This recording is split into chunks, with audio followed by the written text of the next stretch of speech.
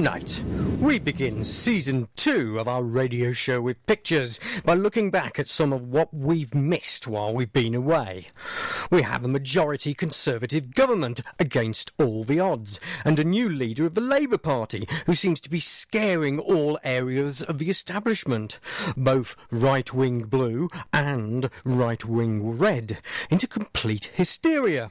He'll ruin the country, they say, without taking a breath to explain why Jeremy Corbyn would want to do that. And notice now he's left-wing Jeremy Corbyn, but we don't refer to his opposite number as right-wing David Cameron. We have refugees, rightly, being given access to new places to live in Europe. After all, we destabilised their home countries in the first place, but without any paperwork, how do we know they're not in the category of being economic migrants?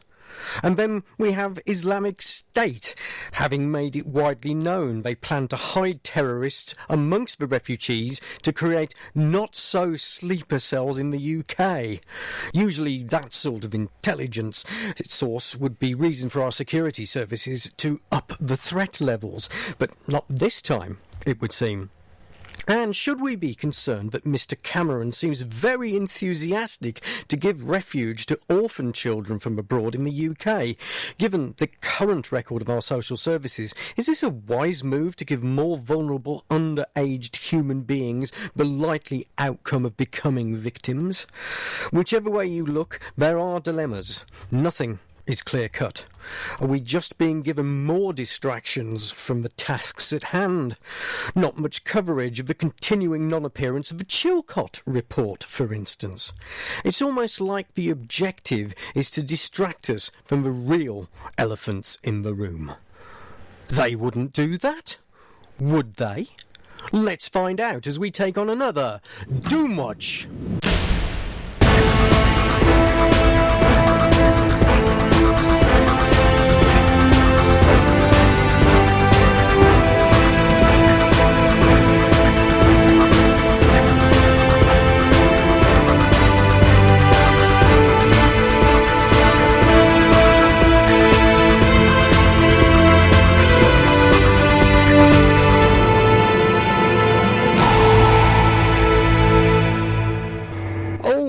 Hello, my name is Alex G. I'm sorry about that for people on Peterborough FM. We're getting our signal back from the van extremely loud and is really sort of peaking all over the place. I've turned everything down, but it's all a bit distorted, as you might have seen. I think that's probably a positive feedback loop or something. Our technical engineers will have a look at this and see how they can manipulate things as we go on. So here we are. Welcome to Season 2, Variant 1 of Doomwatch, broadcasting live on Wednesday the 16th of December 2015. And as you are probably aware, this is a new era. It's going to be a little bit bumpy as we dot the I's, cross the T's and make everything work as it should do. So stick with us. I know you're ever so patient when these things happen, so fingers crossed that your patience will be with us. And we have a brand new crew and of course a brand new text jockey. Lexi has moved on to Pastors News, so I will introduce you to Jade Cawthorne. Good evening, Jade. Hi Alex, how are you? Oh, all the better for seeing you. And there's a little story about how you're here because you auditioned for Hereward Television and here you find yourself. Yeah, it's quick, wasn't it? Just like that, yes. Peterborough Bitter Festival, and I mean, was it a sort of nervous time for you doing that actual interview in the middle of one of the beer tents? Not really, because I didn't really have time to think about it. I was just sort of popped there and it all came naturally. But I mean, you didn't turn up expecting to audition, did you? No. No, I did not. And then suddenly it seemed like a good idea at the time, and then the next thing you're in the studio with this madness. But there we go. Behind the cameras, literally behind the cameras here, we have a cameraman called David Johnson. Hello, David. David is also someone else who was introduced to us via Hereward Television. And just seeing if we've got the voice of the visuals, Nick Fox, down in the broadcast truck. Nick, are you there? Nick, are you there? No, he's not there. So fingers crossed that also via that little connection we have Patrick Henningsen. Patrick, are you there? I'm Alex. Can you hear me?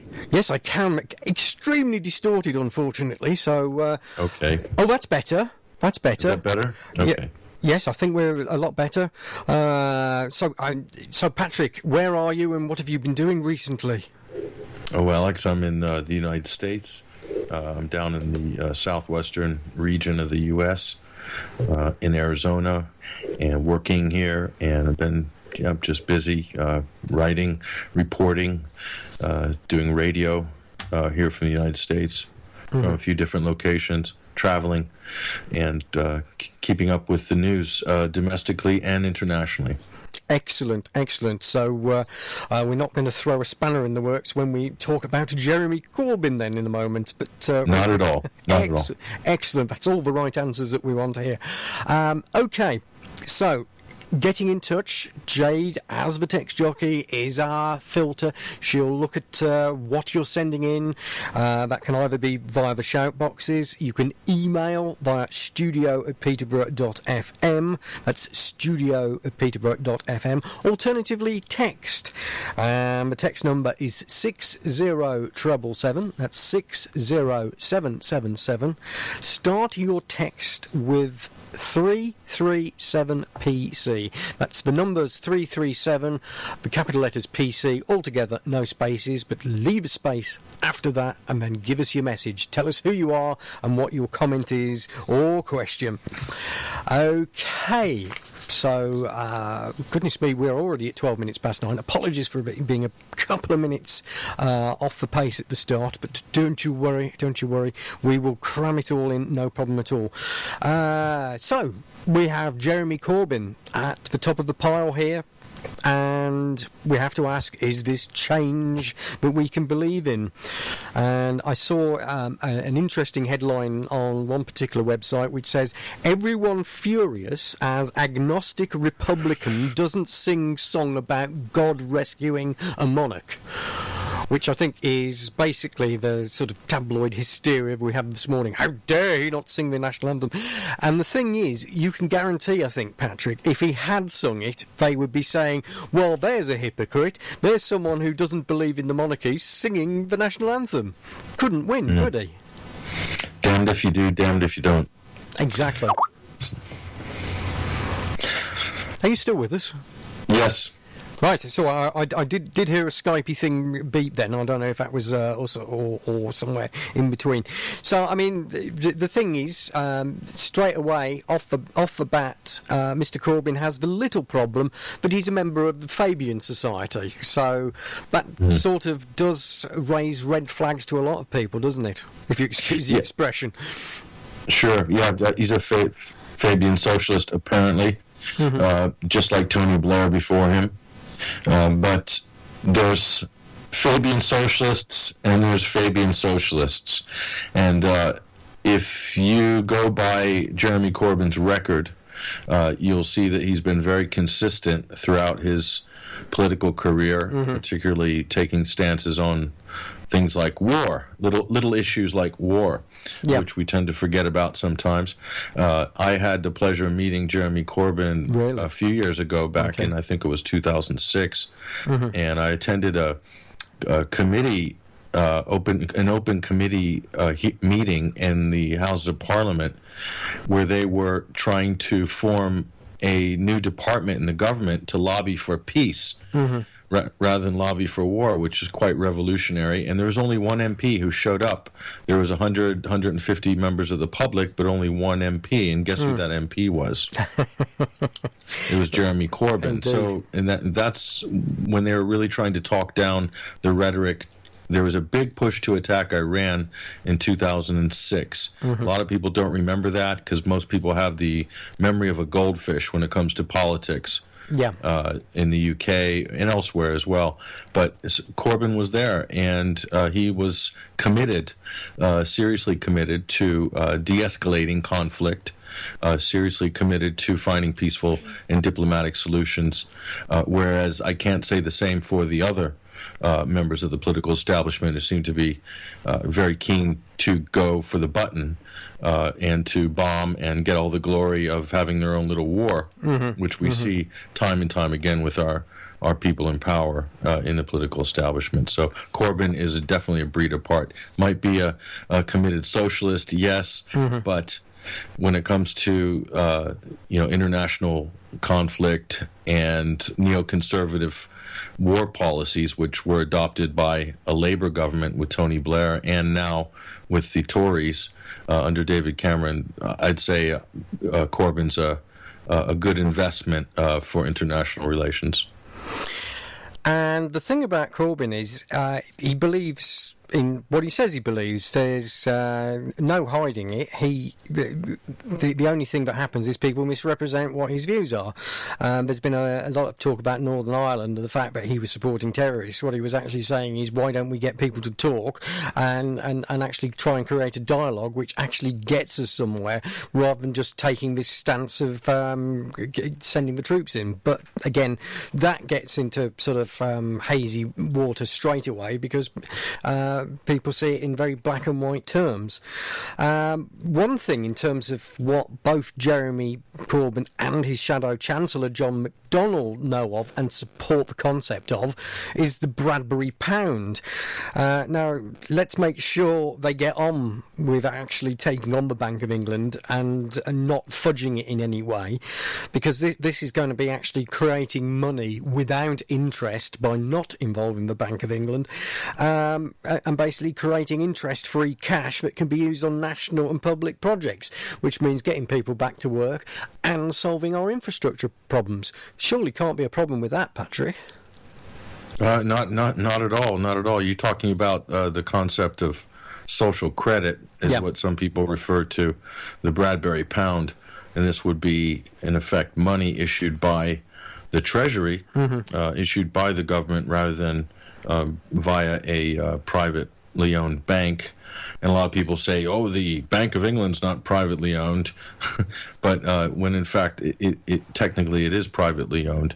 It has a license to print money, and that money is essentially lent to the government at interest. And so you're perpetually in debt. It's a rolling debt is what it is. And personal income tax is, it's collateral for that debt. That's what it is. So same system in the United States, more or less, with the Federal Reserve System. So what they're proposing with a Bradbury pound type solution is to put the country's accounts into the black rather than permanently in the red. This has been done before in history. It's been successful. It's not a pie in the sky concept. It's got real historical precedence to it. So anything in that direction, I think, is a positive. But again, if you take away the debt, you take away the control. And the reason why we're in a perpetual state of debt and the state is running a running debt with compound interest is because those people lending the money are able to exercise control over the political process, over the government, over the country, if you will, by the mechanism of lending money. So it's a pretty simple concept, but it's very complicated when you get into the politics of it. I'm with you. We are broadcasting on Peterborough FM at the moment. It appears from the comments we're getting on the shoutbox, etc., there is no sound and vision going through to ukcolumn.org/live. So if you know people tuning in for the vision, please do switch over to peterborough.fm while we try to make amends and sort out. That actually gives us a good cue to actually go into a commercial break where we put up the caption card and you hear some Peterborough FM bits and pieces, shows coming up on the station, some helpful stuff from our beloved government, etc., etc. And we will be back very shortly with more from Patrick Henningsen. This is Alex G on Doomwatch. Use your mobile phone to keep in touch with Peterborough FM. Why not text us? on 60777. That's 60777. Begin your message with 337PC. That's 337PC. PC for Peterborough Community. A space, then your comment. Standard network text charges apply. Alternatively, send us an email via studio@peterborough.fm. That's studio@peterborough.fm. One station, many communities. And we're waiting to hear from you.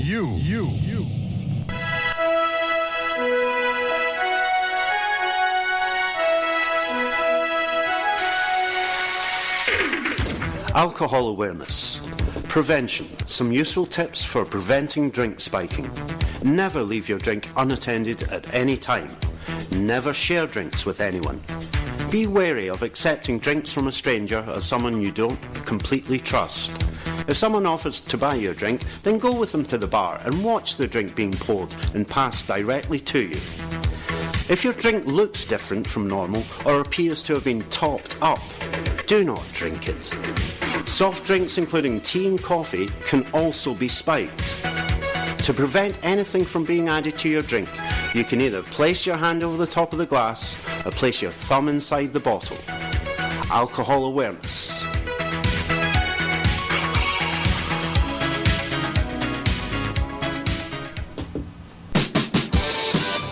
The Saturday morning pick and mix on Peterborough FM.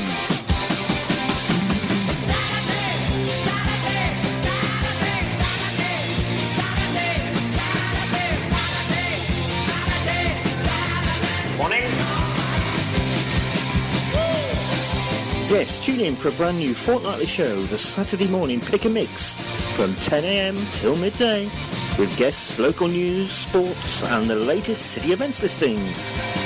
I'm your host, Jeremy Orwell, and I'll be joined by co-presenters Robbie Gregory and Claire Lane. What could possibly go wrong? Listen in Saturday mornings, every fortnight, 10 till 12, 2 hours of mirth, mayhem, music and biscuits. Get in!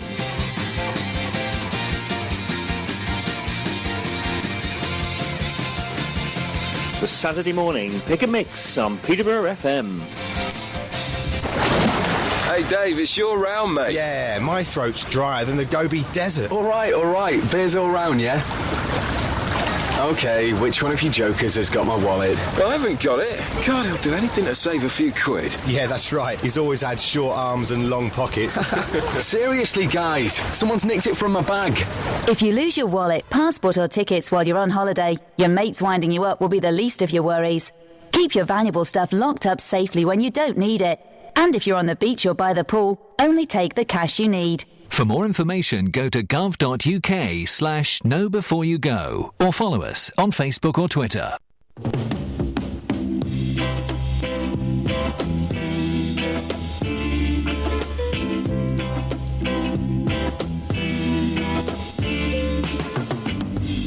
She was the one for me.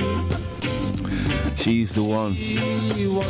But this is the one. Ever ready from the Bashment Show on Peterborough.fm. Check me out every Tuesday between 10 and 12. Go onto the website, click listen live, okay? And I'll be there. And you can catch me live and direct without no interference. And we can bubble all night if you like, alright? So check me out. Don't miss it, because if you do, you'll regret it. See ya. If you're going abroad by plane, boat, or the family car. If you're going abroad for pleasure or business, there's one essential thing to do before you go. When you start planning your trip, check the expiry date on your European Health Insurance card. That's the card that entitles you to free or reduced cost healthcare in most European countries, but only if it's still valid.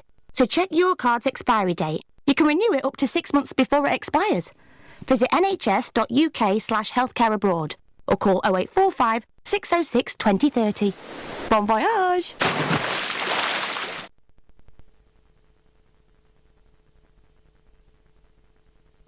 Tune in to Monday Brunch every Tuesday from 11 a.m. to 1 p.m. for a mixture of music, mayhem and a bit of mirth. Good morning, Dwayne. Morning. How are you today? Stickity-boo. We'll play old songs, we'll play new songs, we'll have features, characters, Our performance method mime artist, Marcel Mumford. Morning, Marcel. He's waving. as well as news from the community, our gig guide, movie news and much more. So for more than just music between breakfast and lunch, tune in to Bunday Brunch every Tuesday from 11am to 1pm on Peterborough FM. One station, many communities. Detection Observation. Official Dumb Media. Worldwide analysis. Technology. Corruption. Health. This is the definition of Doomwatch. Isn't it just like an episode of the original Star Trek? We've had Mr. Scott there, reversing the polarity of a neutron flow in Doctor Who-esque style.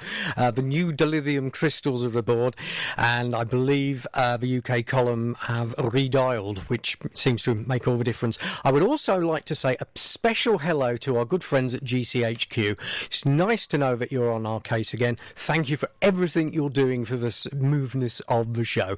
Anyway, my name is Alex G. Let's go round the grounds and reintroducing you to everyone, because there is a possibility quite a few of you didn't hear us.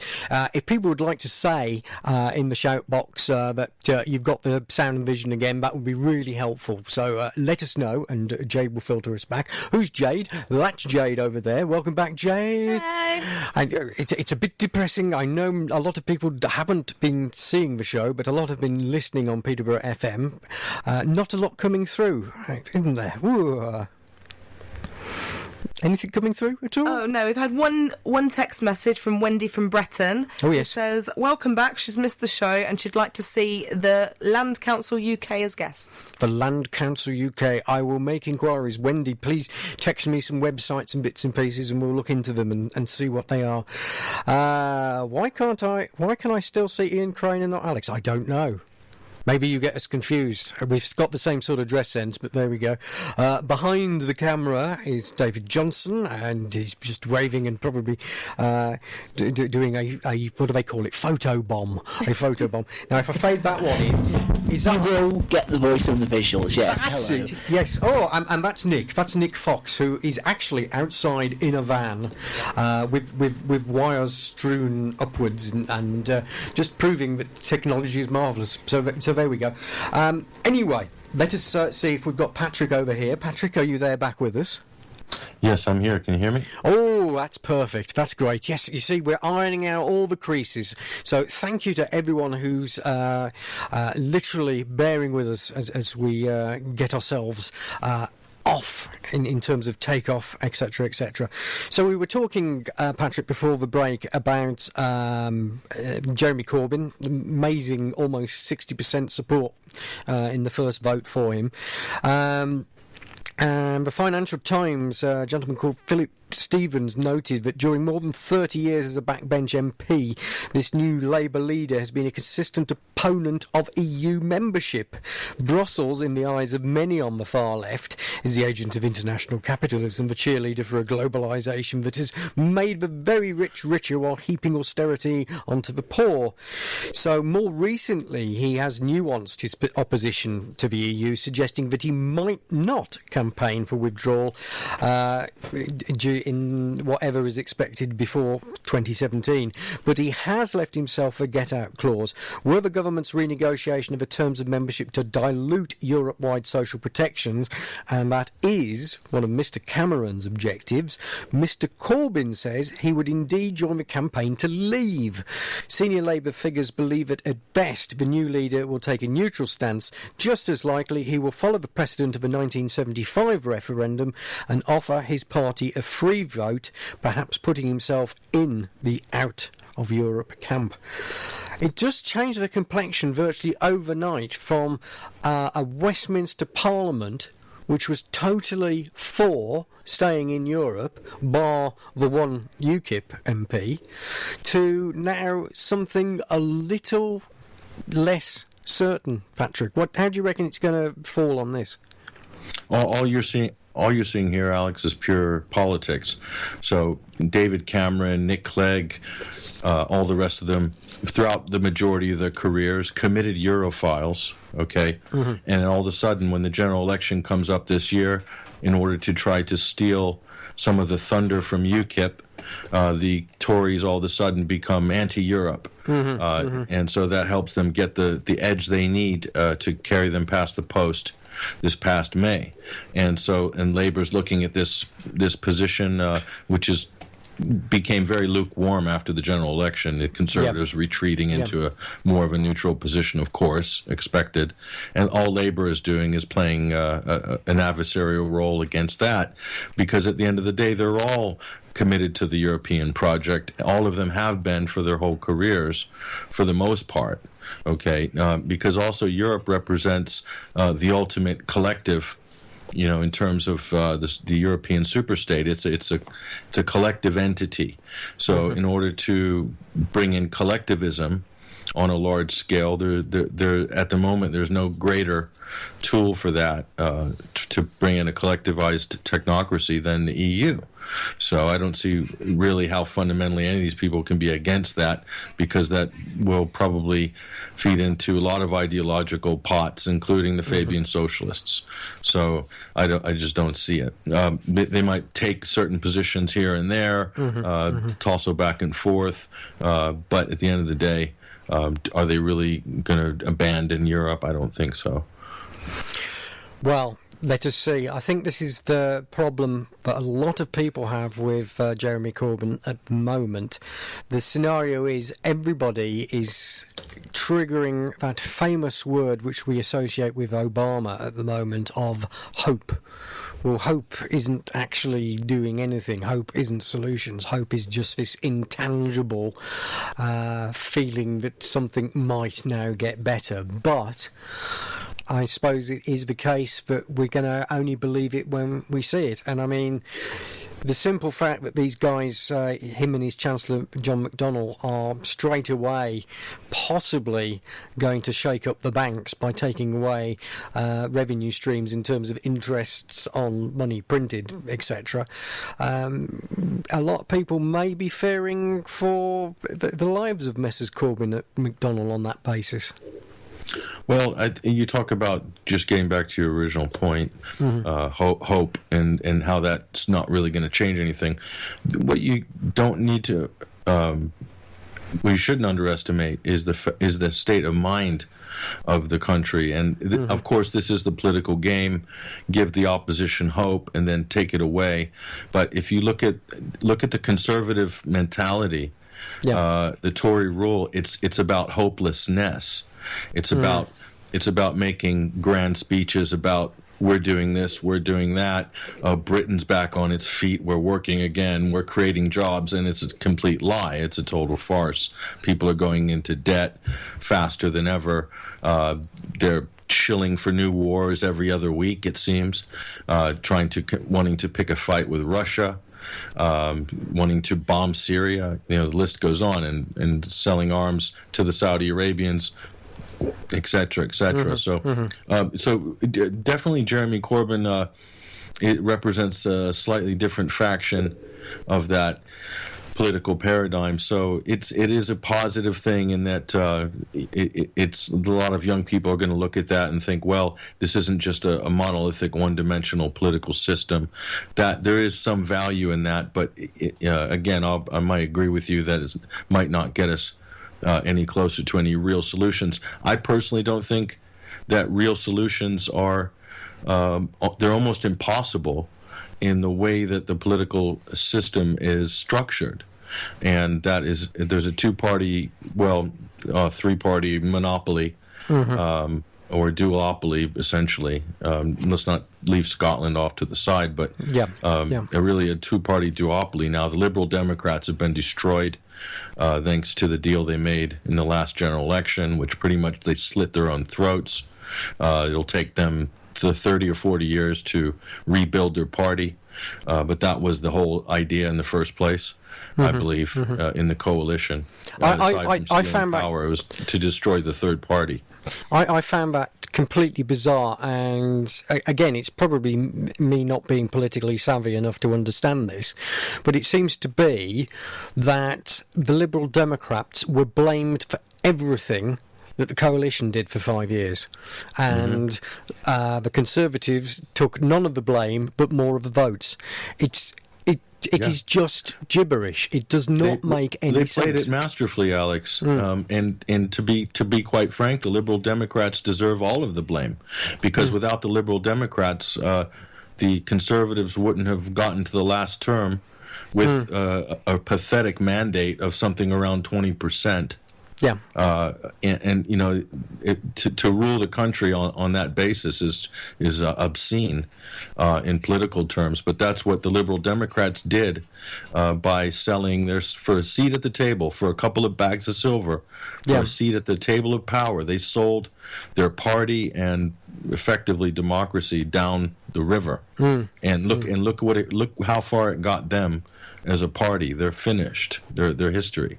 It'll take them a very long time to rebuild their image, and to recapture people who fled their party. If they had played their cards straight, they could be in power in the next general election. They could have won the majority if they had played their cards straight. But politics is a dirty game. Well, the thing is, the whole thing that we're talking about here is sticking to your principles, which is what the Lib Dems didn't. As you say, they just sold their souls for it. And this is where the whole situation now with the Labour Party gets very, very intriguing. And, I mean, we basically straight away, before... And Jeremy Corbyn had a chance to talk to any of these people. We'd had 8 resignations from the shadow front benches in the House of Commons. So these people didn't even want to hear what he had to say, or whether he wanted them to stay on, or had a different opportunity for them. We've got Chris Leslie, who was Shadow Chancellor, Yvette Cooper, formerly Shadow Home Secretary, Rachel Reeves, former Shadow Work and Pensions, Vernon Coker, former Shadow Defence, Emma Reynolds, former Shadow Communities, Shabana Mahmood, former Shadow Chief Secretary to the Treasury, Liz Kendall, the Shadow Public Health spokesman, and Tristram Hunt, who was Shadow Education, and lived up to the rhyming slang of his name all the time from the way he was behaving, but there we go. So I can't understand these people. Rather than sort of having the situation that they've resigned on principle, full stop, they've just resigned on principle from the front benches. They're effectively saying they no longer are going to stand with the Labour Party and its policies. So why are they still picking up their wages, and why aren't there 8 by-elections to replace them? I don't get it. Well, here's the fact of the matter, Alex. If we were to run a general election today, okay, not last May, today, we run a general election today, guess who's going to win the general election today?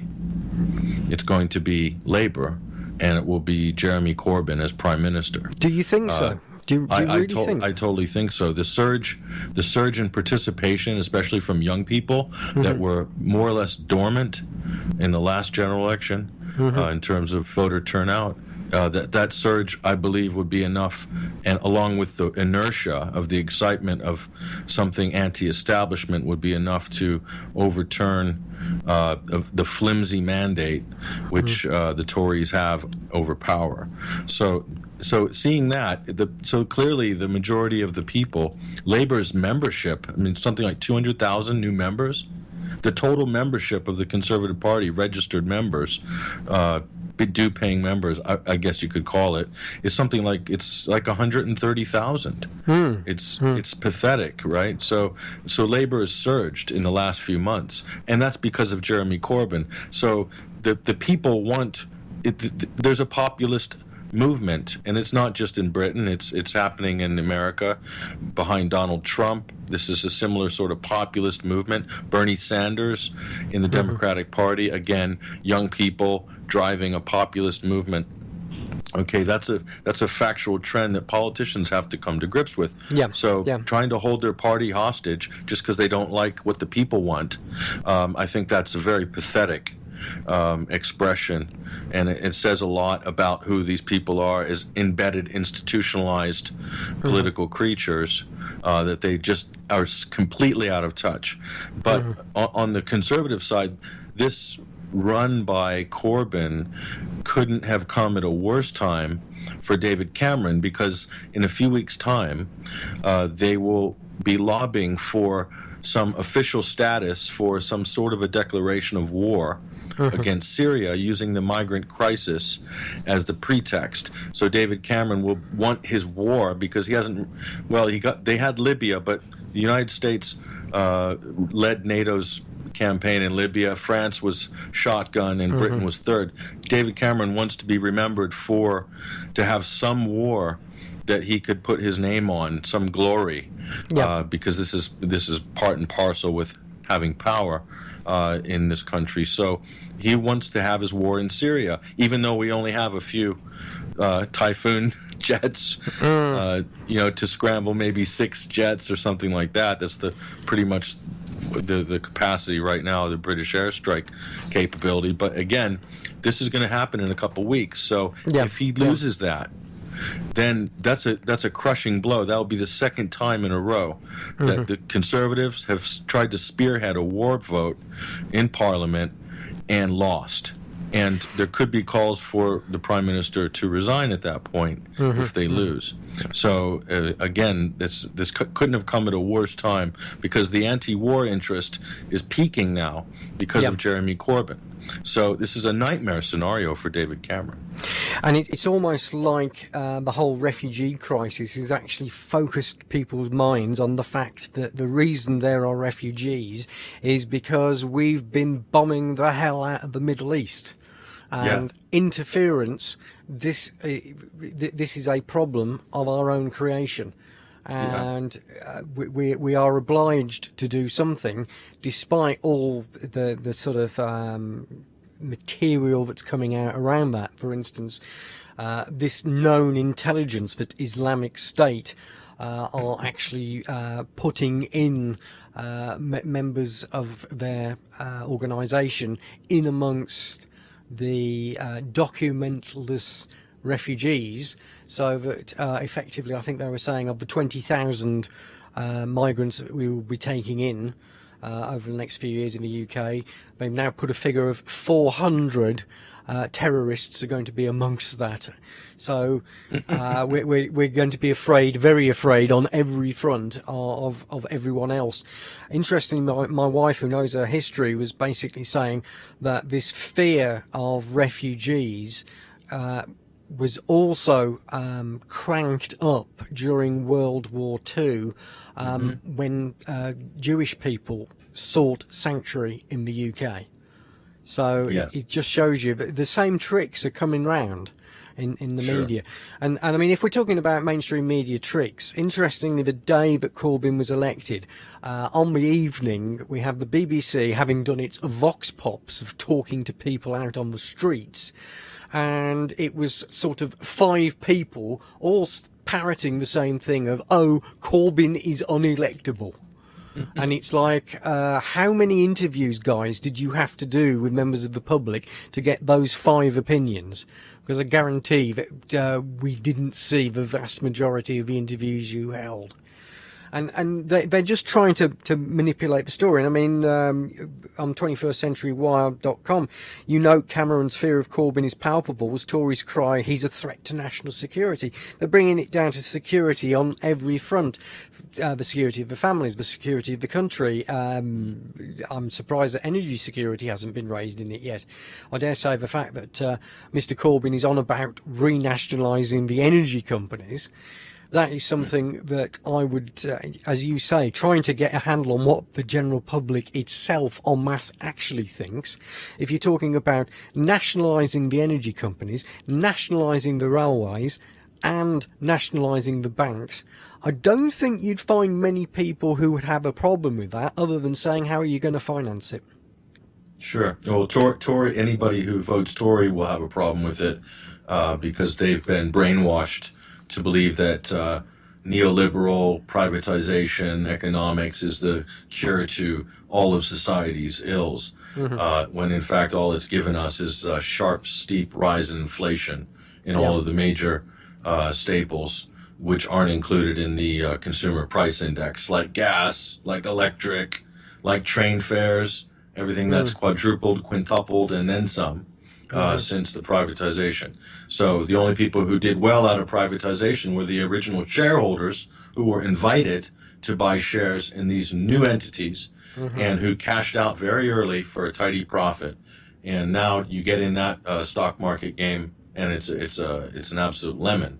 Yeah. So that's who did well out of it. But getting back to the national security issue, so the fear mongering about ISIS sneaking in with the migrants from the Middle East or from Afghanistan or from Libya is kind of a joke, because if you want to know if the government were really wanting to know what ISIS are up to, all they have to do is ask their allies.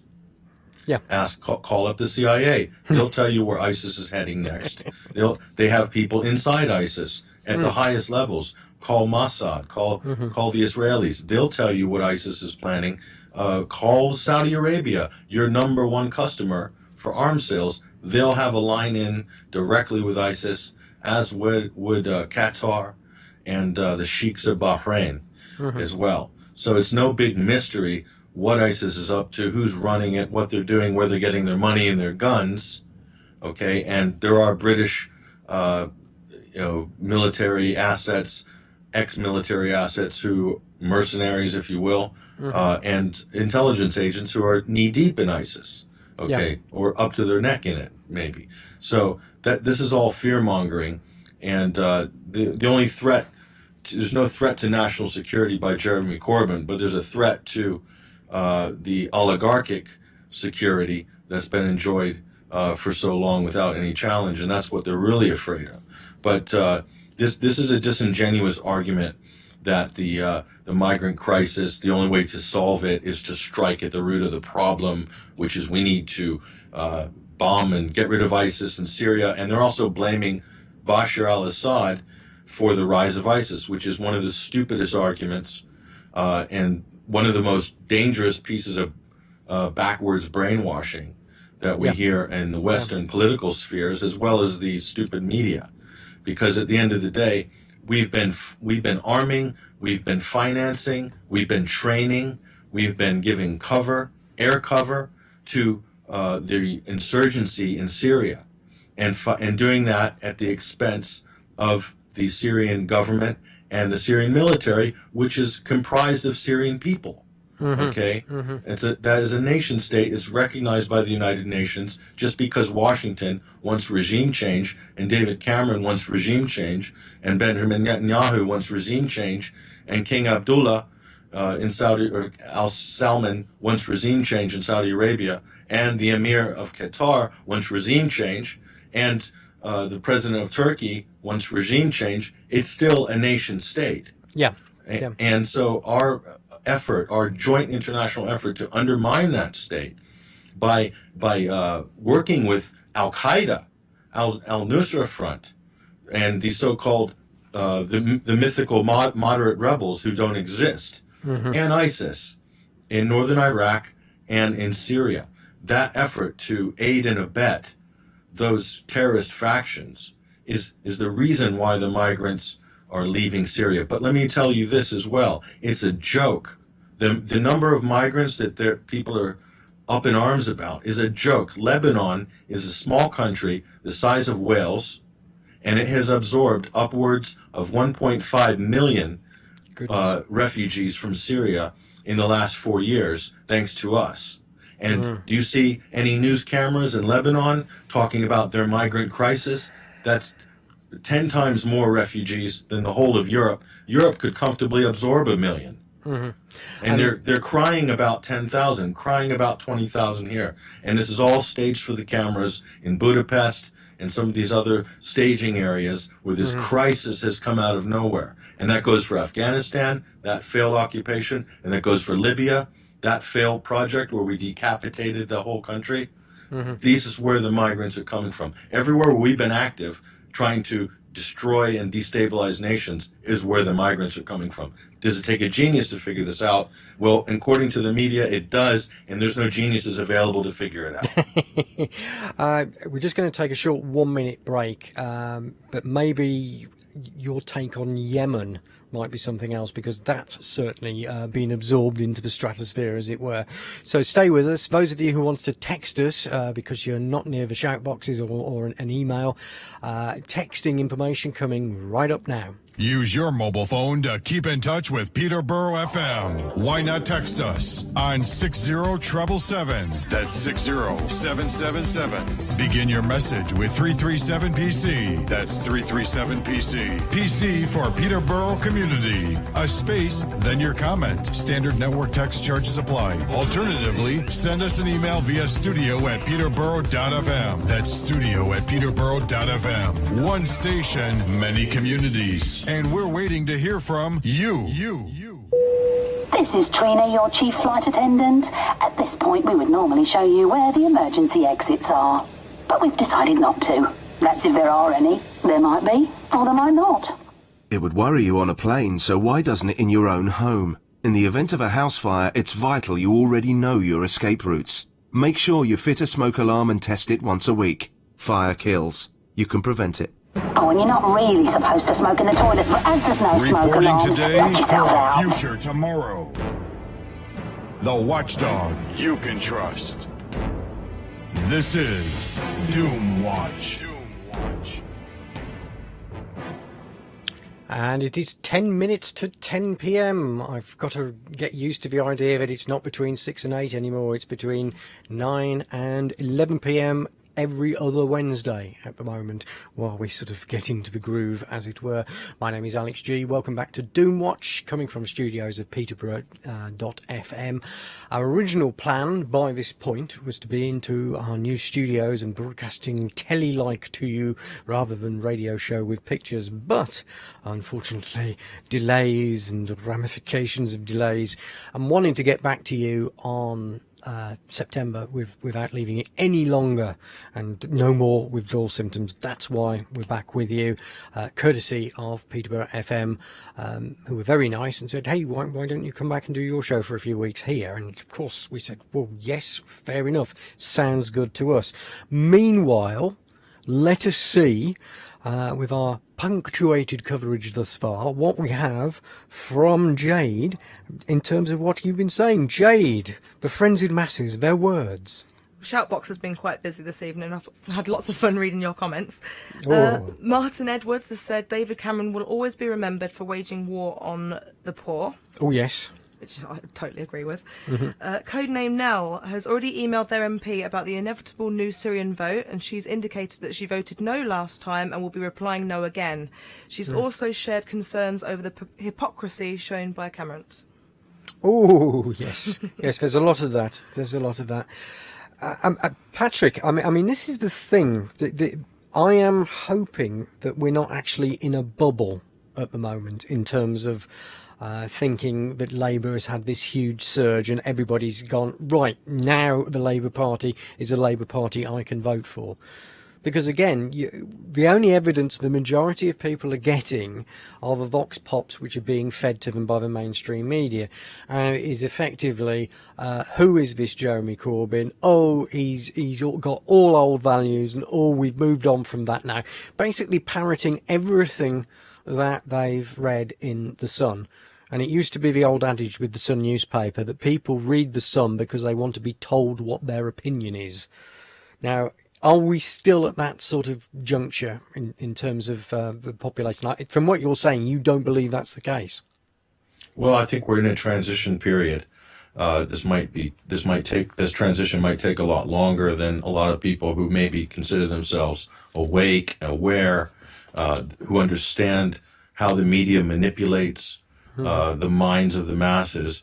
Those enlightened individuals probably not as patient about this transition as others. So I think it's going to take a while. It could take 10 or 15 more years until the old monolithic structure of mind manipulation or consensus reality control, where News Corporation and the BBC sit at the front of that machine that manipulates the minds of the public on all things political. So this could take a while before this is completely dismantled and completely mitigated. by independent media, by alternative media, by people who are self-learners rather than people who are passive learners. So as some people become more proactive. The problem is that this machine, it wants to develop passive learners. It doesn't like proactive learners. They like interactivity on social media, but they only like you to interact with a certain narrow set of ideas. And other sort of celebrity pap that's in the right-hand column of the Daily Mail. But there is a niche of people that are learning at an accelerated rate, are becoming awake at a breakneck rate that is just quite astonishing. I'm witnessing it all the time. How people who were normally, you might consider mainstream thinkers, who were sitting on the fence on a lot of issues, the light bulb just went off in the last few years, and they're starting to make the connections, and they can see the level of manipulation is so huge. So we'll see, Alex. It's going to take a while, and we have to put our hope in the millennial generation, because they're the ones that are they're really the one of the last hopes before the Iron Curtain of the technocracy drops completely. Let us hope. Let us hope. I mean, in terms of broadening this out now, in terms of what else has been covered on 21st Century Wire, I mean, we were talking about Assad and Syria and the migrants and the refugees, etc., etc. You note that Assad has actually said, if you were worried about refugees, stop supporting terrorists. Syria's President Bashar al-Assad has dropped the following bombshell in a new interview with Russia Today, where he well and truly drops a hammer on recent Western foreign policy decisions. It's not about that Europe didn't accept them or embrace them as refugees. It's about not dealing with the cause. If you are worried about them, stop supporting terrorists. That's what we think regarding the crisis. This is the core of the whole issue of refugees. If we ask any Syrian today about what they want, the first thing they would say, we want security and safety for every person and every family. If you want to implement anything real, it's impossible to do anything while you have people being killed. Bloodletting hasn't stopped. People feel insecure. And this is him basically adding his voice to what we talked about earlier in terms of Cameron wanting to go and bomb the hell out of Syria again and trying to get Parliament behind him to do that this time. Yeah, so Bashar al-Assad is giving lessons in common sense, essentially. But Assad's been saying this from the beginning, since the destabilization campaign, the coordinated foreign campaign to destabilize Syria began in 2011. So they've been saying that from the beginning. Vladimir Putin has basically said the same thing. I think if you deny that both of those gentlemen's statements are inaccurate, that are accurate, that if you think they're not true, then you're living in your own little bubble. And I think this is a problem. You see a lot of people that have been suitably brainwashed and to think, well, Assad's the next Hitler. He's this, he's a that. He needs to go. And then you ask them, so why does he need to go? Well, he's killing his own people, and so, or really, and what are the specifics of that? Well, I'm not sure, but that's what everybody else is saying.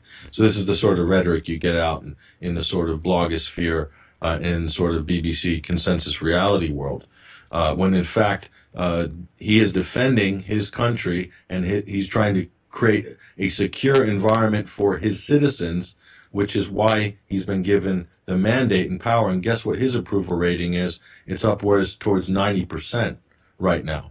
So and now people in the West are saying, well, you can't have a 90% approval rating unless you're a totalitarian dictator, which is a sort of a disingenuous statement. And I'll tell you why. Because if you want to support hardline regimes around the world, it's simple. All you have to do is threaten them.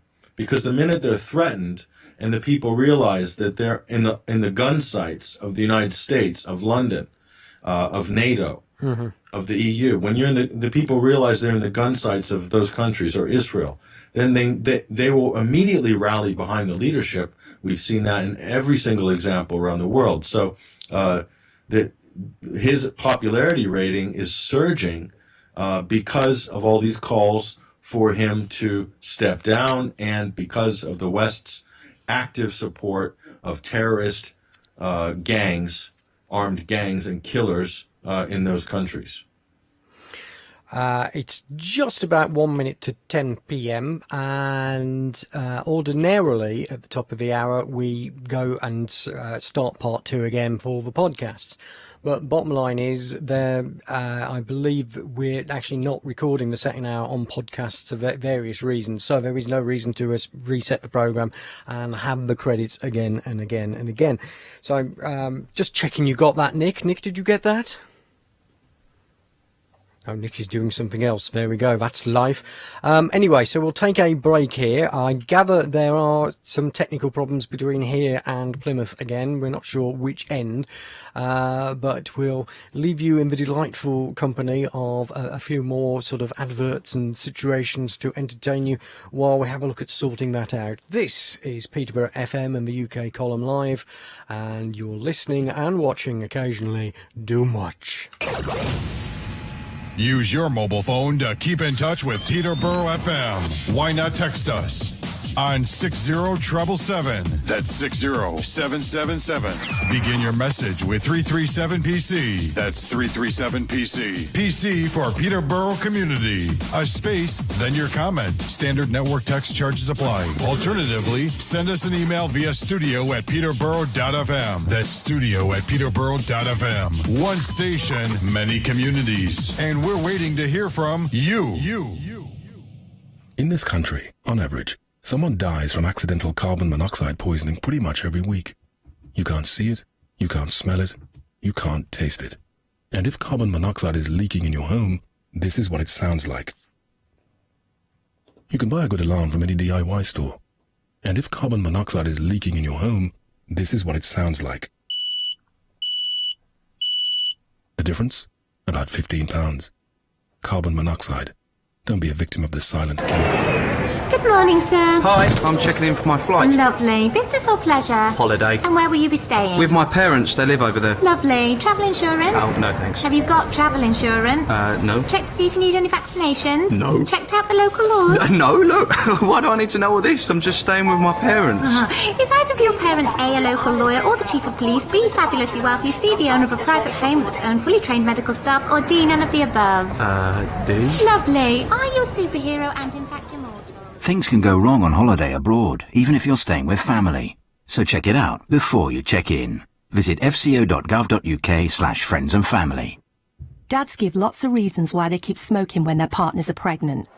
I don't smoke near us, so I don't think it's a problem. I'm not pregnant, so I don't need to quit.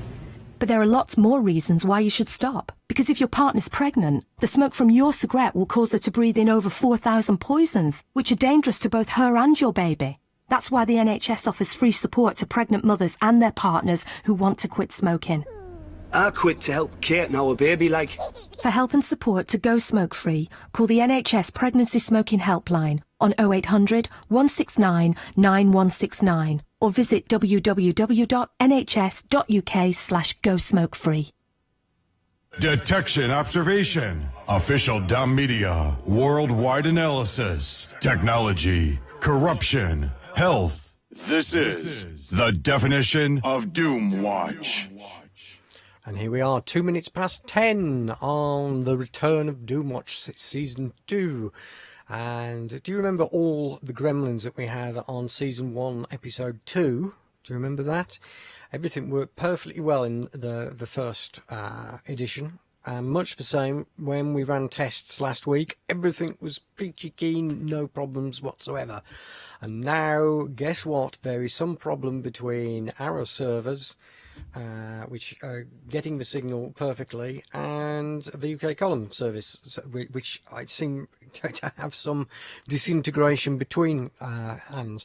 Again, as a conspiracy theorist, one would actually say, well, there is some messing around going on in between with people being involved, etc. But I wouldn't say that, would I? Anyway, our guest with us this evening is Patrick Henningsen. Patrick, welcome back. All right, Alex. That's cool, and we may have a few comments, I think, so I will hand it over now to Jade. Jade, what's been cooking?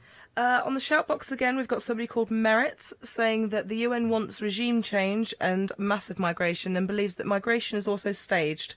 He also agrees with Tara M, who's also been on the shoutbox, that Alex, your shirt is lovely. Oh, thank you, yes. People like you are drinking aspartame. Yes, there we go. Right, okay. Do keep the comments coming to Jade, because you're helping to sort of nuance the show for us, as you always do. And just to say thank you to everyone who has stuck with us thus far. As I say, yes, there are various hamsters being whipped into shape this time out who have never been on the show before, and they're not running fast enough. So we have 2 weeks until the next show to be able to work out where, as Houston would say, we have the problem, and take it from there. So thank you, everyone who is sticking with us, and do make us comments as you can. Anyway, so we shall see. As Mike has said in the chat box, this is not Peterborough FM's fault or UK Columns, so we're not sure exactly what is going on here. Anyway, Patrick, I'm just looking through the content. We can come back to some of the various bits and pieces on Syria and Dick Cheney having sort of raised his head above the parapet, etc. But one story that's recently broken, I think in the last 24 hours, which you've been covering, 21st Century Wire, is Egyptian army slaughter Mexican tourists having picnic. Now, you can't make this sort of stuff up. This past weekend, trigger-happy Egyptian military brutally mowed down a caravan of visiting Mexican tourists having an afternoon desert picnic, killing 12 and injuring 10 others. This cruel, nonsensical act was carried out with an Apache helicopter gunship supplied by the USA.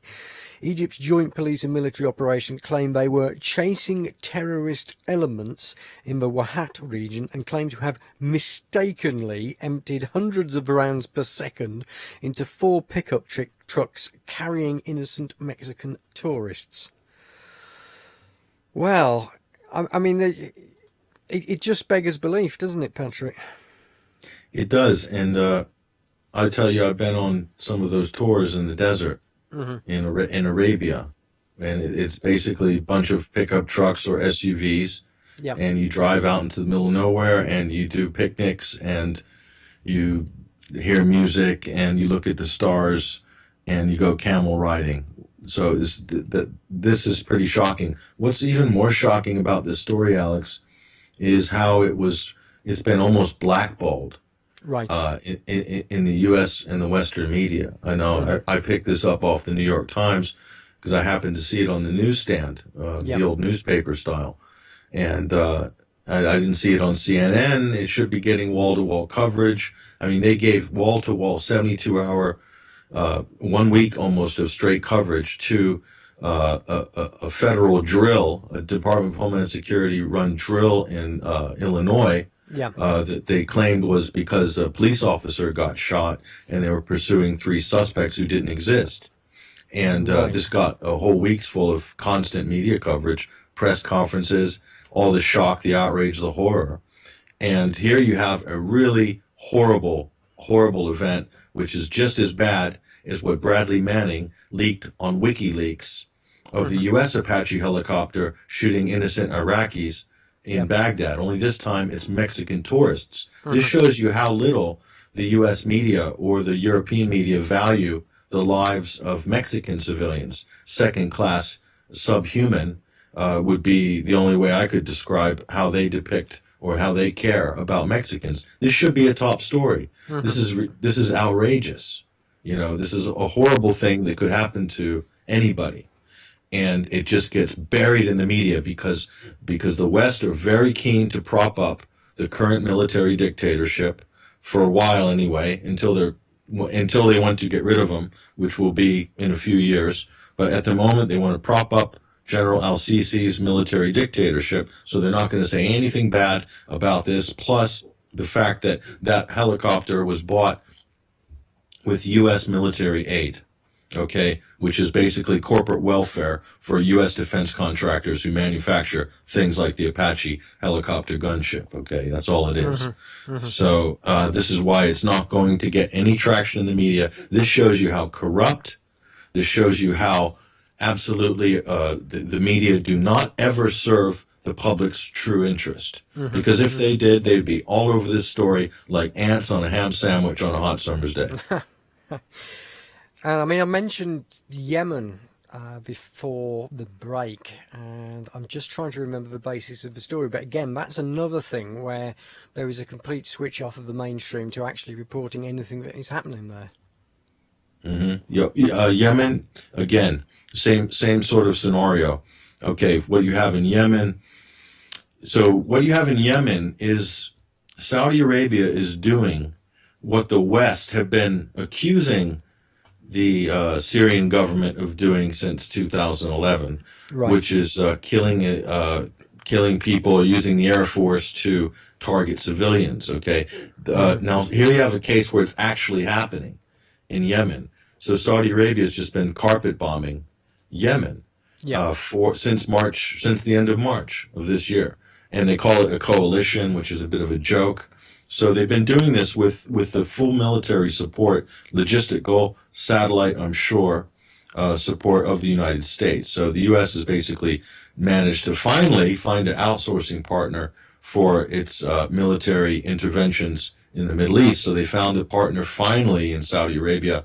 Saudi Arabia has been accumulating all this hardware, all this impressive military gear, and now they finally got a chance to unload some of these bombs from F-16s bought from the United States. So it's a glorious day for the arms salesman to see Yemen going up in flames, and Saudi Arabia claims it's doing it to serve its national security.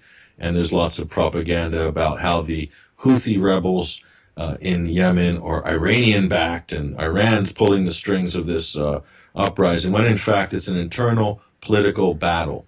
Okay, Yemen is got its own political issues. It has its own players and its own people struggling for power in that country. And so Saudi Arabia doesn't like it because their puppet has basically had to leave office. So he was sitting in office illegally, and was finally pushed out of office for occupying the office which he was supposed to have vacated. And so when he was pushed out of office, Saudi Arabia threw his hands up in the air crying, and the U.S. threw its hands up in the air crying that President Hadi, the rightful ruler of Yemen, the democratically elected president of Yemen, which is not true, he lost his place there, and they lost their man. That's all it is. Okay. And so this is one of the biggest humanitarian disasters, one of the worst acts of aggression we've seen in recent years, and Saudi Arabia is the one behind it. So, and they've also destroyed the heritage, the culture of Yemen. That is part of the agenda. Saudi Arabia despises Yemen because it's an old, ancient country with people who are proud of their heritage, unlike Saudi Arabia, which is a kingdom, which doesn't have much in terms of culture, aside from its various Bedouin tribal factions. So it looks upon the ancient buildings of Yemen as targets, in the same way that ISIS looks upon the temples of Palmyra as targets. They're throwbacks who want to level any sense of history and destroy any of the great buildings and pieces of archaeology in that country. So that's what we're seeing. Right. Interesting little thing that's just come in via the shout boxes about the UK power networks, which people have just mentioned, and I've just had a look. So thanks to Martin Edwards for linking us to the UK power networks power cut map. And there are, in the link that's been sent, there are a huge number of power cuts being reported in the London area, on the east coast, and just south of Peterborough, and even near Canterbury as well. So if that's all heading our way because of the weather, it could well be that we can blame the weather for all this, but we shall see. We shall see when we analyse the scenario at the moment. Again, another story which I think broadens the debate this evening, and maybe we'll get some comment from people. David Bowie face on new parallel currency note sees Brixton pound go viral. What does this all mean? Let me explain.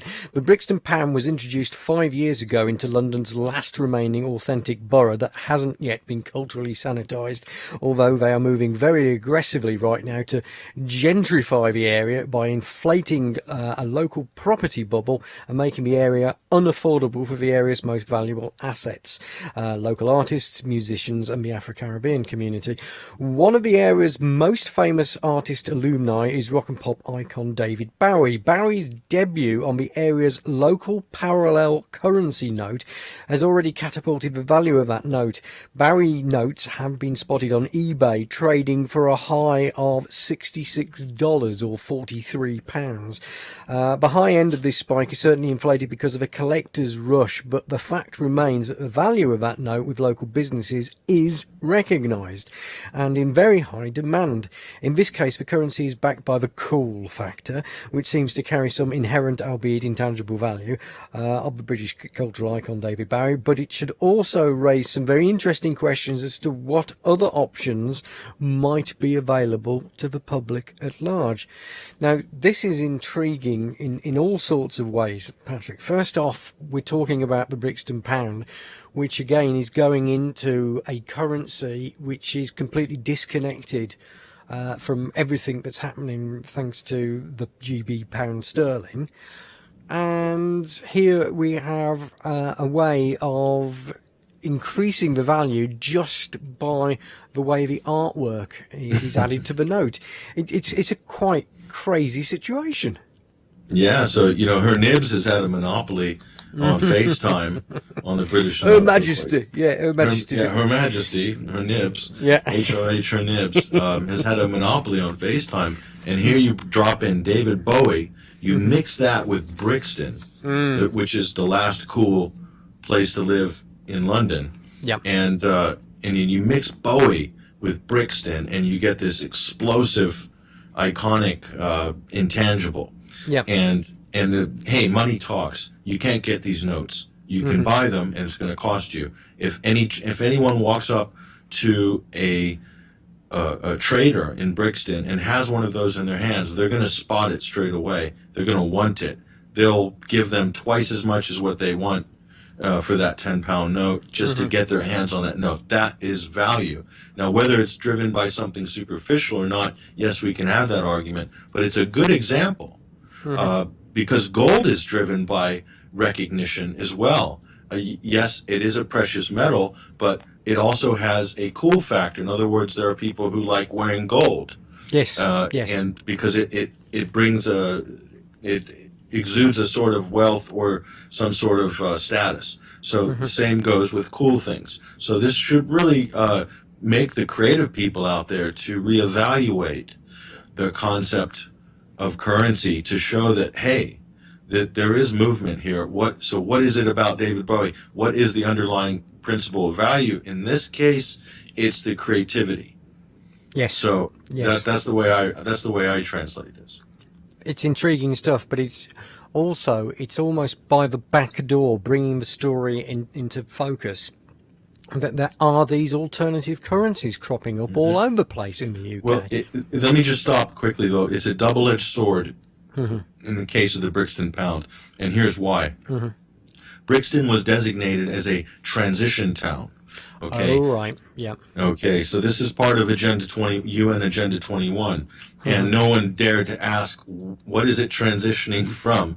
And the underlying agenda of Agenda 21, they got everybody talking about, things like depopulation and the alternative community, but most of the people missed the whole point of Agenda 21. It was left, to a big degree, Agenda 21 is left-wing cover, using the leftist ideologies as cover for basically pumping up property values and gentrifying these transition areas. So the transition is not to communism right now, it's to high profit property bubbles. and making it unaffordable like Notting Hill Gate. That's what the transition is. And most people were duped in the alternative community. They hadn't figured that out. And now if you live in a place that has been gentrified, you know damn well what that transition really is. So it's transition to unaffordability, to move the poor people, move the ethnic groups who settled those areas, move them out to estates out in, you know, far-flung areas, or relocate them up to Leeds. They're busing people out of Brixton. They're kicking them out of their social housing, sending them to Leeds, sending them to Derby, sending them to somewhere in some backwater in Kent. Okay, so breaking up families, breaking up communities, that is the transition. And this ties in with a story that we've got featured on the show page, which is Season 2, Variant 1 at Doomwatch.com. You can find all the stories that we're getting facts and information from there. So don't take our word for it on these stories. Go and look them up for yourself and see the background to what we're talking about. But what story from The Guardian, why are houses so expensive? The average house price for the UK was £282,000 in July, according to the Office for National Statistics, which, if you live in London, sounds like nothing. The average house price there nudged £525,000 this month. But the average UK earner, who takes home £24,648 gross, including bonuses, can only afford a house worth £110,000. If you imagine them taking out a mortgage worth 4.5 times their salary, they can get 4.5 times their salary now. Back in my day when I was selling this stuff, it was 3.25 times the first wage and then 1.5 times the second. But there you go. To find a job paying that much and a house that costs that little isn't easy. Saving for a deposit while paying market rents is even harder. So I mean, if you're paying the going rent, how are you going to be able to save up money to get a house? It's a vicious circle. Part of the problem as well is scarcity. Britain simply isn't building enough housing to meet the demands for homes. Part of that is due to a brick shortage that began before the recession and a skills shortage. British workers predominantly don't want to be builders, and the rhetoric against hiring in skilled workers from the EU and beyond also stymies attempts to build more. But many people profit from rising house prices. Land banking is a huge problem that exacerbates the housing crisis. In areas where homes are needed, it works in private companies' interests to sit on land that could be developed, inflating its prices and in turn inflating house prices. And this is the elephant in the room that is not being talked about houses and why it seems to be so many are selling. They are not selling to first-time buyers. They are not selling to people who actually want to live in the houses. They're being bought as an investment by foreign people investing their money. And this is why house prices are going up. It's got nothing to do with supply and demand. It's outside forces pushing the prices up. It's a no-win scenario, isn't it, Patrick? It's not just foreign investors. It'll be wealthy British youngsters who have trust funds. Yes. This is what I've seen a lot of in South London, as well as so-called foreigners. I think the foreigner talking point is really inflated by certain crowds to create this sort of situation like this is an existential threat to the British economy. But when in fact the majority of these people inflating the prices are property developers from the UK. Okay, so but what it is, it's overall the big picture, the big description of this in terms of trends, it's the transition to what the French call a rentier economy. So this economy of renters where everything is rented out, no one owns anything. And so this is where it is. This is where we're at, actually. Yeah. This is where we're at. So let me just slide this one in real quick. A lot of people who couldn't afford to own land 150 years ago, guess what they did? They jumped on boats and went to North America. They went to South America. And there was mass migration. Okay.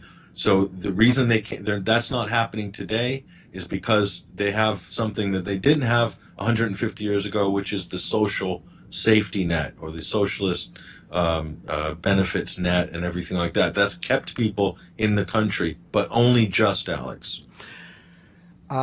I was just going to back up what I was actually saying about the investment in property from abroad, and this is from this week's Private Eye, which was just out today, and this is on page 37 under the tax havens thing, selling England by the offshore pound, it says. Private Eye's interactive map of the £200 billion worth of land and property covering 490,000 acres acquired by offshore companies since 1999, launched last issue, has generated a big response from observant readers. They have pointed out any number of pubs, garages, shopping centres and supermarkets, including Tesco and Sainsbury outlets, operating from premises owned by offshore companies and therefore in most cases paying rent to overseas landlords who pay significantly lower rates of tax. Directly or indirectly, taxpayers' money from the unlikeliest of public spending budgets makes its way offshore too, in other words. But this is the corker. The leasehold on HM Revenue and Customs' large central Leeds office at Castle House was transferred to a Cayman Islands company in 2013. Perhaps more remarkably still, you can't make this stuff up, the UK Border Agency occupies offices at Waterside Court, again in Leeds, owned by Isle of Man company Witchford Waterside Leeds Limited.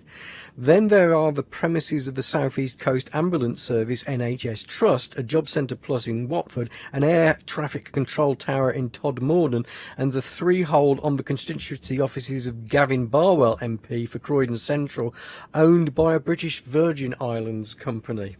And the article goes on. Again, in amongst the sort of very towing the line stuff in Private Eye, there's gems like that. So, yeah, but what Ian Hislop and the boys at Private Eye won't tell you is that the people who own those offshore companies, many of those are British. Ah, good point. There's companies offshore, but the owners are British. It's a good point. It's a good point. Right, bear with us a moment while we have a short break. I gather you get to see me when you hear the text information, so we'll play the text information and I will behave myself because I know I am on screen. We'll be back with you in about a minute and 10. Use your mobile phone to keep in touch with Peterborough FM. Why not text us on 60777? That's 60777. Begin your message with 337PC. That's 337PC. PC for Peterborough Community. A space, then your comment. Standard network text charges apply. Alternatively, send us an email via studio@peterborough.fm. That's studio@peterborough.fm. One station, many communities. And we're waiting to hear from you. Right, people, gather round. Mum, good work. Felt door with the back of your hand to see if it was hot. Grabbed baby, straight out to patio. Gran, gold star, and a personal best. Go girl.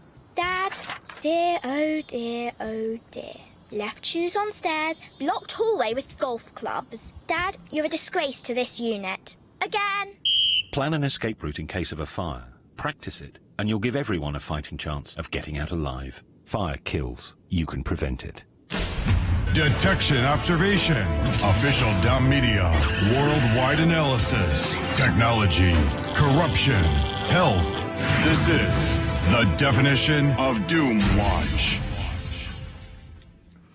And it's 26 minutes past 10 p.m. and Central Peterborough in the United Kingdom, once again the home to Doomwatch Season 2. As once again we have to thank GCHQ for their intervention on the visual side of things, which is causing all sorts of havoc for our techie boys who are continuing to try and sort out what the dickens is going on. Is it the weather? Is it the fact that UK power networks are getting so many outages all around the London and South East area and up the East Coast? This wonderful map shows, which was pointed in my direction. Anyway, whatever it is, we still have Patrick Henningsen with us. Welcome back again, Patrick. All right, Alex. Right. Let's hear if we have a few comments from those who I think are listening in via Peterborough FM and the Shoutbox. Let's hear. I've got an email in from James Irvine, and I'm hoping I'm pronouncing that right. A question for Patrick. Oh, here we go. Do you think that Syria is part of the genocide depopulation programme? Oh, shall we take that straight off the top? Syria, the genocide depopulation program. It probably needs a bit of an explanation for people who are going, what on earth are they talking about? Well, I don't know. I don't think so. I mean, in terms of the global population, the amount of people who have died in the Syrian conflict is nominal. It's minimal. So a lot of the majority of the people who have been displaced have not died. There's anything, I would say 3 million plus refugees, 4 million refugees, let's say, have left that country. And many hundreds of thousands, yes, have died, sadly, in that conflict by various sides.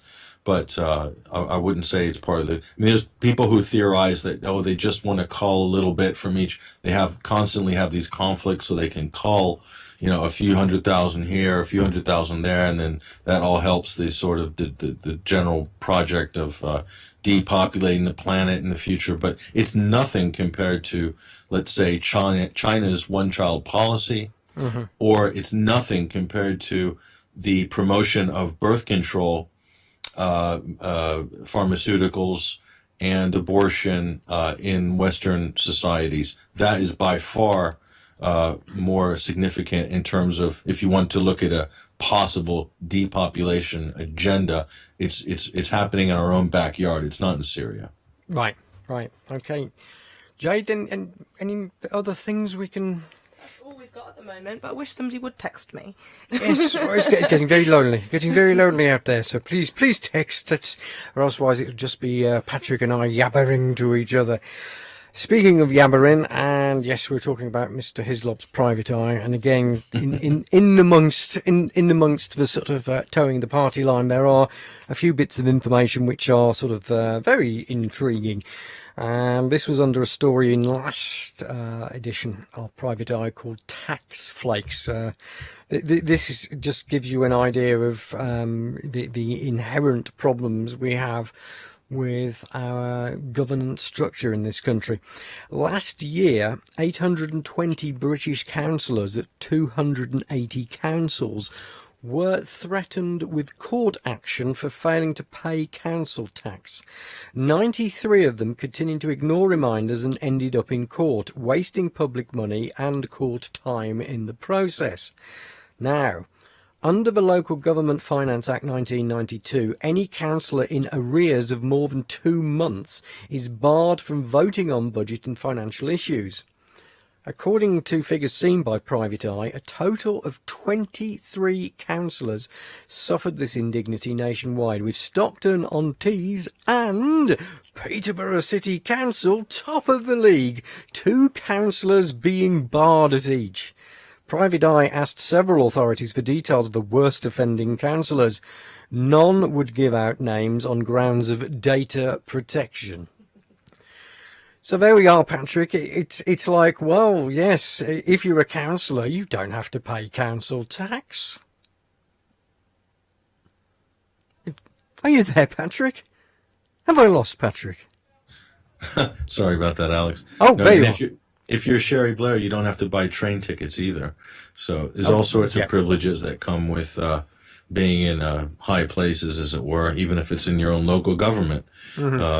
Jobs for your friends, not having to pay council tax, not having to pay for travel, getting first dibs on any properties that might come off the market from the social housing shelf into private hands. There's all sorts of benefits if you're in government, and this is called crony capitalism. This is not capitalism. This is cronyism, crony capitalism, and looking after our friends, looking after each other in government.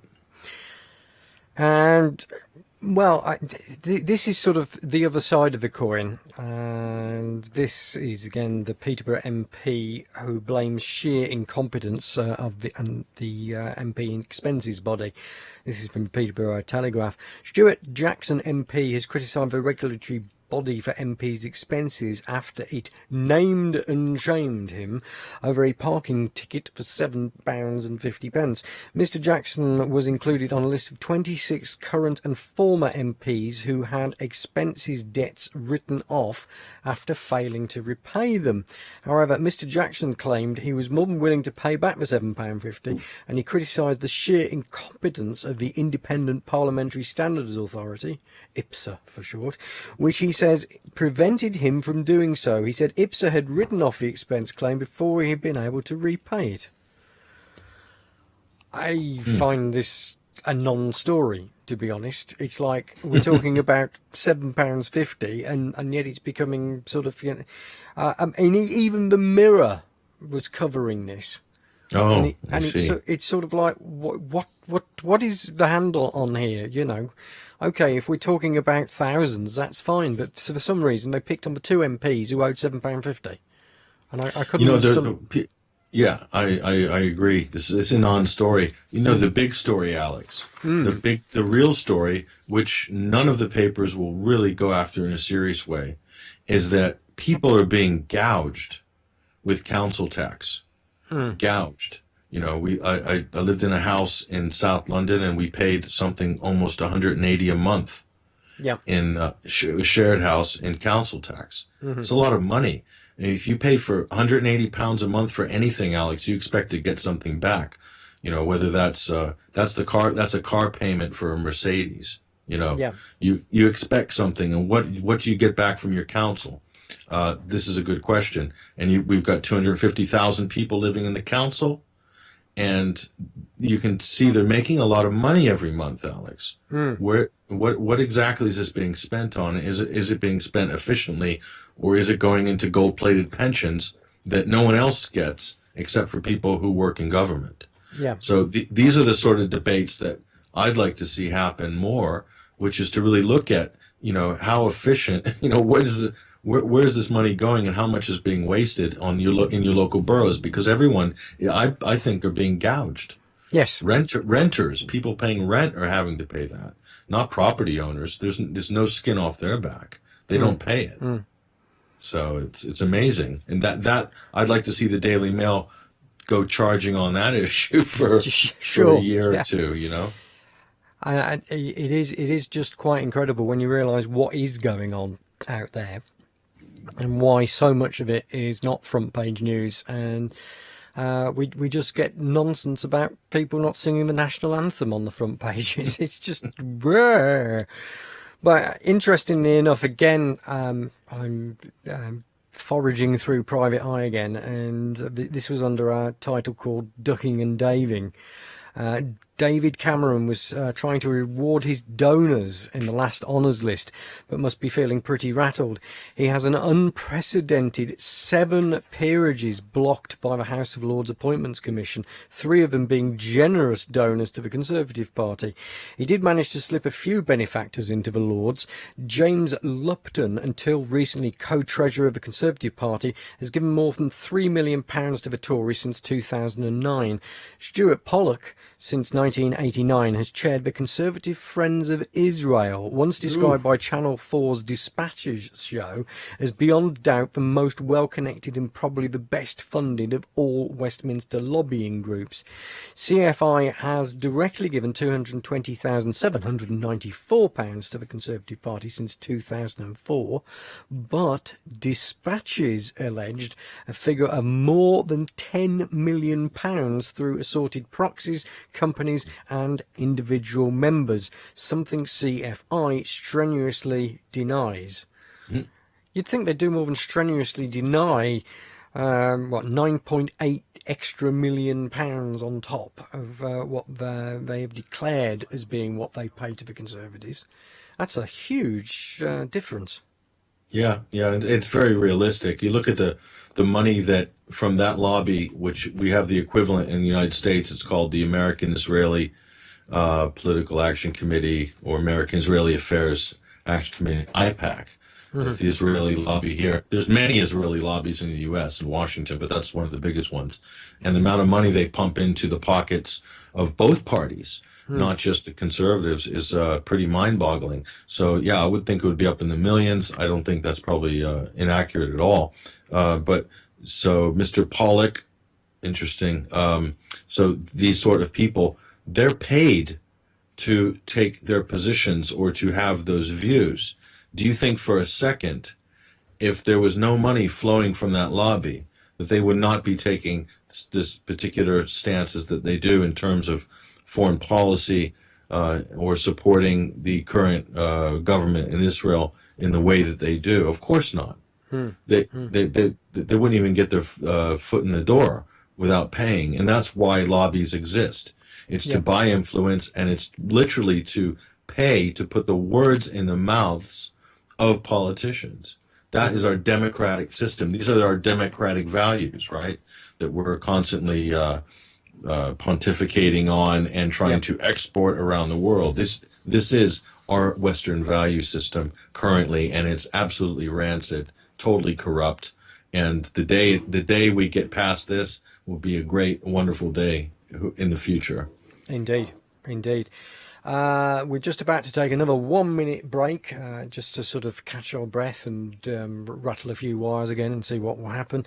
We're coming back after the break to again look at a little sort of think piece, I think they call it, from The Guardian, from Baroness Worthington, a lifelong Labour peer in the House of Lords, who basically has said stopping fracking won't stop climate change.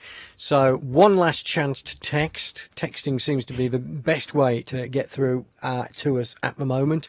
And I will probably remain in vision while you see this below me. Use your mobile phone to keep in touch with Peterborough FM. Why not text us on 60777? That's 60777. Begin your message with 337PC. That's 337PC. PC for Peterborough Community. A space, then your comment. Standard network text charges apply. Alternatively, send us an email via studio@peterborough.fm. That's studio@peterborough.fm. One station, many communities. And we're waiting to hear from you.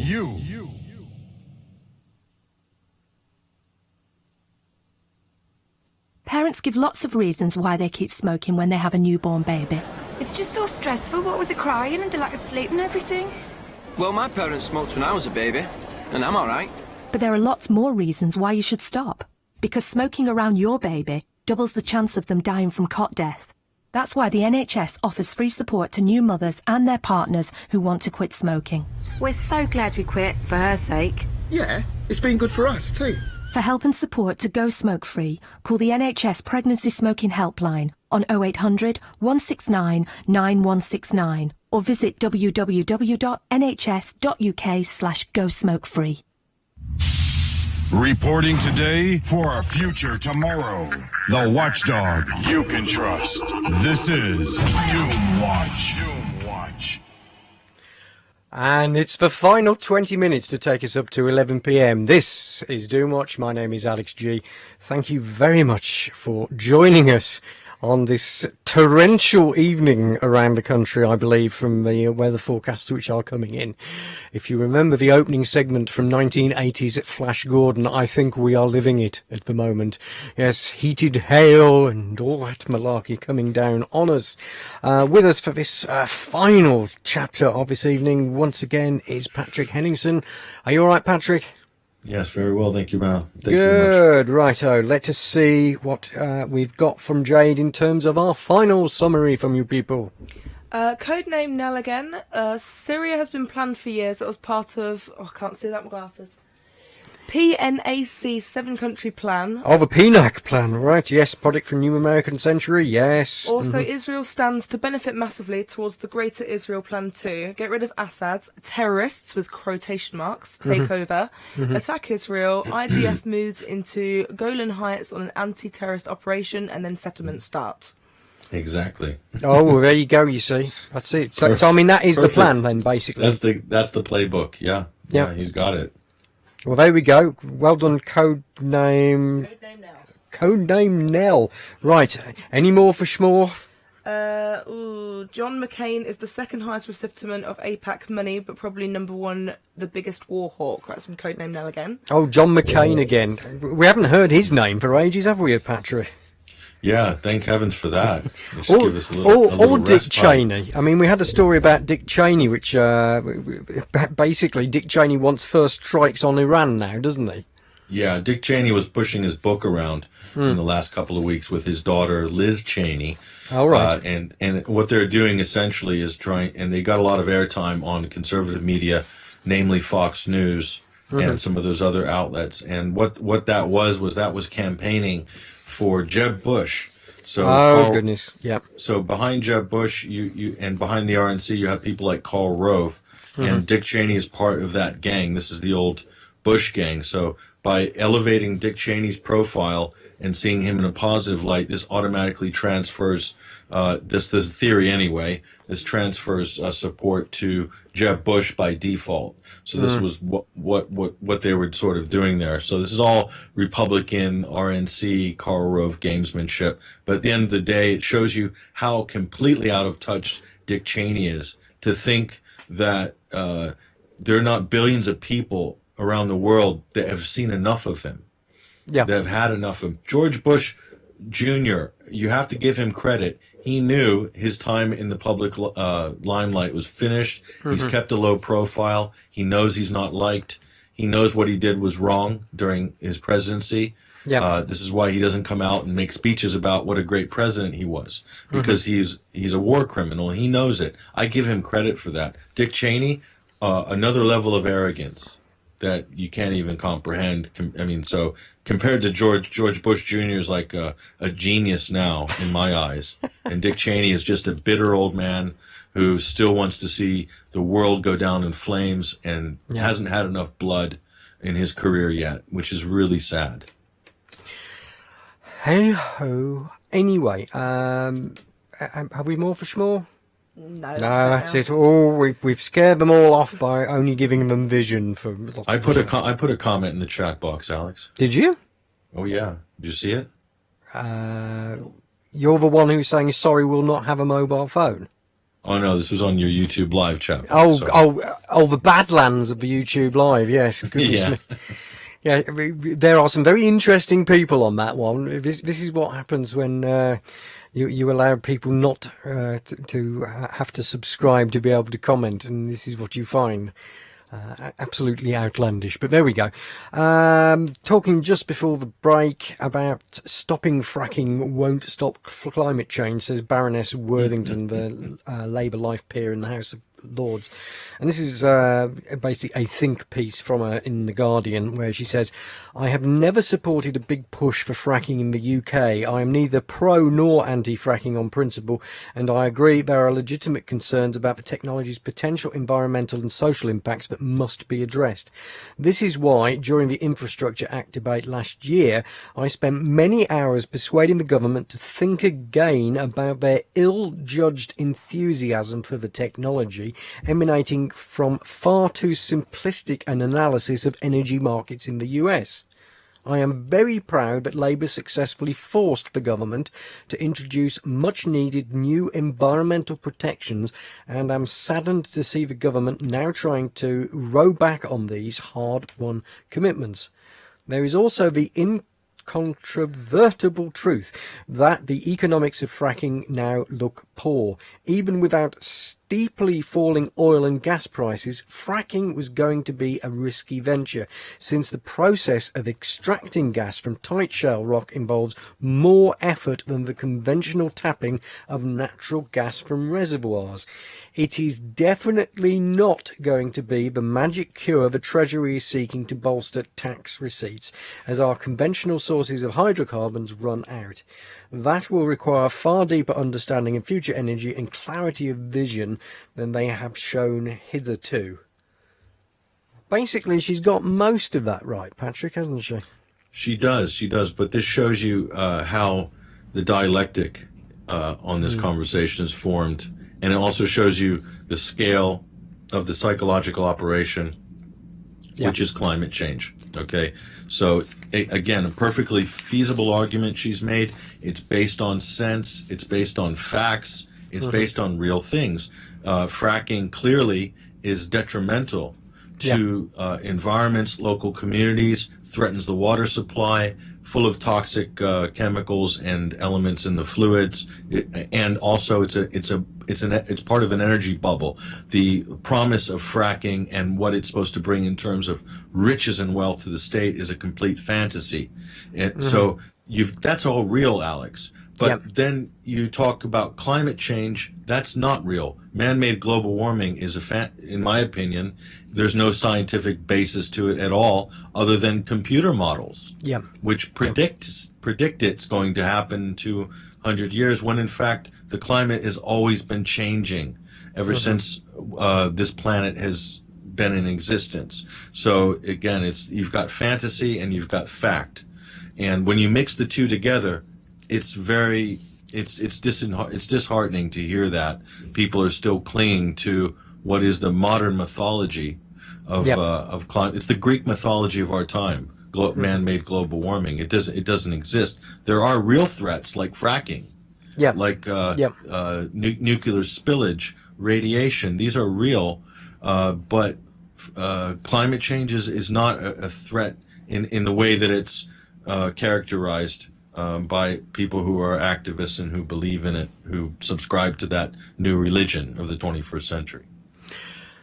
And it's intriguing you should say that, because again, they are still trying to support this narrative that we've got to have fracking and it's perfectly safe, etc., etc. The Guardian again comments under this headline: shale gas fracking should go ahead in UK, says task force. And this is all a question of reading what is actually there. So they say fracking for shale gas in the UK should be pursued as an alternative to the use of coal. A task force on the controversial technology has concluded, in order to provide a bridge to a low carbon future. Now, listen carefully. The task force on shale gas, which is funded by the UK's shale gas industry, but operates independently, found that climate change targets could still be met even with an increase in the use of gas which is less carbon intensive than coal. Shall I just reanalyse that a little bit more for you all? The task force on shale gas, which is funded by the UK shale gas industry, wonder what they found. And I cannot believe that it is basically self-regulation at its worst, isn't it? Yes, it is. And you know what? The worst thing about this is that all these proponents and industrial fracking lobbyists and spokespeople, they don't believe in climate change or the need to reduce carbon. Those views have been well hashed out over the years, and here they are giving lip service to a low carbon future in order to gain some sort of leverage for their own sort of objectives with fracking, which is it's madness, right? It's a total oxymoron. But again, it shows you how people are willing to prostitute themselves for various ideologies in exchange for money. And here we see that even the fracking industry is up to it. You know, it's like doing the Al Gore. They're trying to get some Gore pounds out of this thing. So it's a joke. The whole thing's a joke. Just conscious of the time, we're at 9 minutes to 10 p.m. Because we don't have a show following us, we can go right up to 11 p.m. on the nudge. So that's where we're going to go. So, a couple of stories. I wonder if we could just fit these two in. This is from WBT.com. Here we go. New computer chips will self-destruct on command. The new class of chips were designed by Xerox's PARC research company as part of DARPA's Vanishing Programmable Resources project for the United States Defense Department. The goal, to protect sensitive data like encryption keys or other high security materials. Researchers used a modified version of Corning's Gorilla Glass to create the chips, which contain a small resistor placed at the bottom. When triggered by photodiode, either from a laser, physical switch or via radio signal, chips will shatter into tiny pieces, rendering them useless. The Gorilla Glass material, which is also used in smartphone screens, has been specially tempered to create stress. I'm sure it has. Researchers say the smaller broken pieces will continue to shatter even after the initial detonation. That sounds fine on the surface, but I can think of situations where blowing somebody's phone up could have all sorts of potential uses for them. Yeah, if you break down the contents of your average mobile phone, you break down all the components and what they're made of, what sort of materials are in there. That thing that most people, when it breaks, will just throw into a dustbin, has actually got a lot of toxic material in there, and stuff that you wouldn't want leaching into your local landfill or your local water supply, just like batteries. Even worse than batteries, in fact. So there's a lot of things that we have in our pockets, that we have in our hands. Even fundamentally, something as simple as a plastic bottle of water, Alex, that's got bisphenol A in it. This is just an example of the things that are day-to-day consumer items. We have no idea what we've got in our palms. Unless you've researched it and looked it up. And some of the stuff, quite frankly, is dangerous. Yeah. Certainly, at some point, we're going to have Mike from Stop Smart Meters UK in again to sort of top us up on the latest on that, because I know things are moving ridiculously fast on that front. Time for another story that you actually highlighted on 21st Century Wire, which was Ancient Mysteries, the Lost Civilization of 10,500 BC and the Great Pyramid of Giza. So there's a myriad of evidence pointing to the existence of what is now an entirely lost civilization existing around 10,500 BC that was quite literally erased from the surface of the Earth by a 120-metre rise in sea levels at the end of the last ice age. The Great Pyramid of Giza and the Sphinx are tied to this lost civilization, and explanations for their existence may be found in the stars. Unfortunately, mainstream science and history refuses to acknowledge these discoveries.